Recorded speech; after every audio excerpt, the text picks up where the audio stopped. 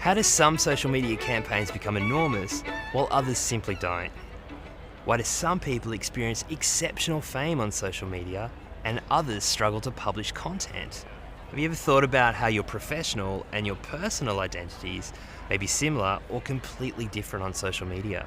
And how do we create content that's accessible for a broad audience ethically? That's exactly what this ethical social media MOOC is about. My name's Dr. Jonathan Hutchinson, and I'm a lecturer in online communication and media.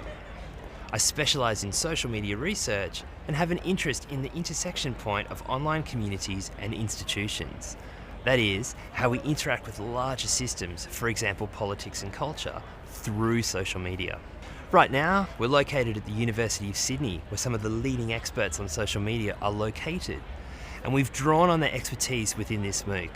At the completion of this ethical social media MOOC, you'll be familiar with the contemporary theoretical debates, you will have produced your professional social media persona, and will be familiar with how to design and operate your own social media campaign. You'll also have access to a growing world of expertise in this area, and will engage in discussions with some of the leading experts in the field. We might think of social media as an activity such as connecting to Facebook to stay in touch with friends or loved ones, or sending out a tweet to engage with a broader group of like-minded folk.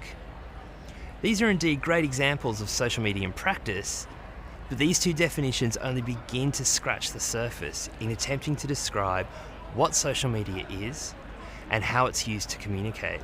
What we'll explore in greater detail during this MOOC is that these mobile and networked information and communication technologies are enabling a host of new and emerging social, cultural, and political activities. Citizens are arguably enjoying increased access and participation affordances in politics, journalism, health, education, and financial systems, and are engaging in institutional activities that were once inaccessible. We put this theory to the test and asked people on the streets of Sydney their thoughts on social media. Well, social media for me is communication. You can connect with people everywhere. You can connect to old friends, to family members all over the world. Social media is a way to keep in contact with everyone, I find, and share things that I'm interested in. It definitely has its benefits for our generation. It gives you a lot more insight into other people's lives, a certain freedom of speech, I'd say, that wasn't available before. It gives power and voices to the voiceless, and you get to see so many different perspectives, which I really like about it. It depends what you invest into it and the quality of what you actually invest on that media. It can be the greatest time waster and life waster, I suppose, imaginable. I have Facebook, Instagram, Tumblr, Twitter, Snapchat. Facebook, Snapchat, Instagram, Tumblr, Twitter, everything probably. Yeah. I'm one of those people who has a Facebook account, but I don't really use it. I only opened a Twitter account to make a complaint. I do not carry a mobile phone, but I do Facebook. Yeah, I use Facebook, I use Twitter, I use Tumblr. That social media is to me that, but it's very shaped by my own perspective on the issue. Have I considered why they're free? I imagine that there's a lot of kind of machinations in the background which people make their money from, and so I don't really think it's free, to be honest with you. I'm scared to read the terms and conditions because I know pretty nasty and the stuff doesn't belong to you anymore. Nope, I've never read the terms and conditions, yeah. I am the 1 in 10,000, and I'm very passionate about making sure people read the terms and conditions of their contracts. I don't know enough about it. I don't know if anyone knows enough about how private their information is on Facebook.